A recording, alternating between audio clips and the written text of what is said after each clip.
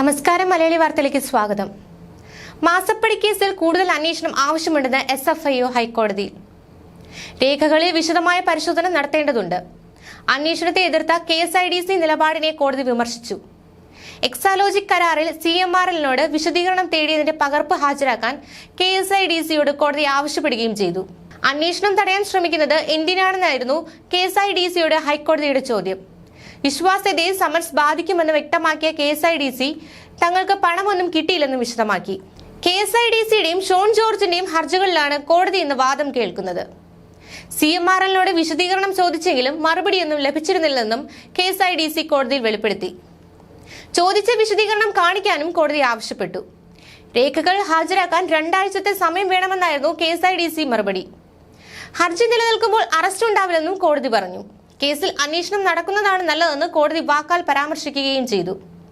അന്വേഷണത്തിൽ ആശങ്ക എന്തിനാണെന്നും നിർത്തിവെക്കാൻ ആവശ്യപ്പെടുന്നത് എന്തിനാണെന്നും കോടതി ചോദിച്ചു. അന്വേഷണം പേരിന് കളങ്കം വരുത്തുന്നതായി KSIDC കോടതി അറിയിച്ചു. CMRLനെതിരായ അന്വേഷണത്തിൽ എതിർപ്പില്ലെന്നും അവർ വ്യക്തമാക്കി.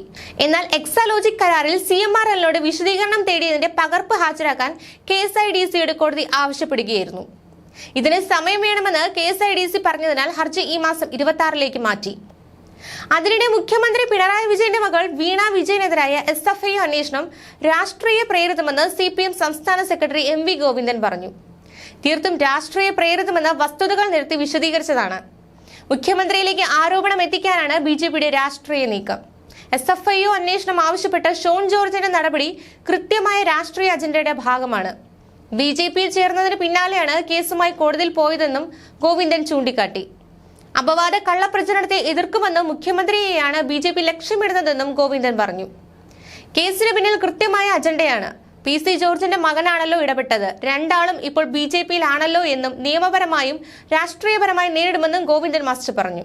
തെരഞ്ഞെടുപ്പിന് മുമ്പ് എന്തൊക്കെ കാണാനിരിക്കുന്നു? കേസിന് പിന്നിൽ കൃത്യമായ തിരക്കഥയാണെന്നും തെരഞ്ഞെടുപ്പ് അജണ്ടയുടെ ഭാഗമായി ഉത്തരേന്ത്യയിലെ നേതാക്കളെ ശേഖരിക്കാൻ BJPക്ക് അറിയാമെന്നും തെരഞ്ഞെടുപ്പിൽ ഭൂരിപക്ഷം ലഭിക്കില്ലെന്ന ഭയമാണ് BJPക്കെന്നും പറഞ്ഞു. SFIO അന്വേഷണത്തെ രാഷ്ട്രീയമായി ചെറുക്കും, പ്രതിരോധിക്കും. KSIDCയുടെ ദൈനംദിന കാര്യങ്ങളിൽ സർക്കാർ ഇടപെടാറില്ല. തെരഞ്ഞെടുപ്പ് അജണ്ടയുടെ ഭാഗമായി BJP ഇതര സർക്കാരുകളെ അസ്ഥിരപ്പെടുത്താൻ നീക്കം നടക്കുന്നുവെന്നും MV ഗോവിന്ദൻ പറഞ്ഞു. പണവും സ്വാധീനവും ഉപയോഗിച്ച് വശത്താക്കുന്നു. പ്രേമചന്ദ്രനെ പ്രധാനമന്ത്രി വിരുന്നിന് പങ്കാളിയാക്കിയതും ഇതിന്റെ ഭാഗം തന്നെയാണ്. ആഹാരത്തിന് ക്ഷണിച്ചാൽ പോകാതിരിക്കുന്നത് സംസ്കാരമല്ലെന്നാണ് പ്രേമചന്ദ്രനും UDFും പറയുന്നത്.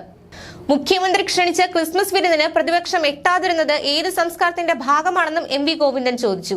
അതേസമയം വീണ വിജയനെ SFIO ചോദ്യം ചെയ്യാൻ ഒരുങ്ങുകയായിരുന്നു എക്സാലോജിക് മാസപ്പടി കേസിൽ അന്വേഷണം റദ്ദാക്കണമെന്ന ഹർജിയുമായി സമീപിച്ചത്.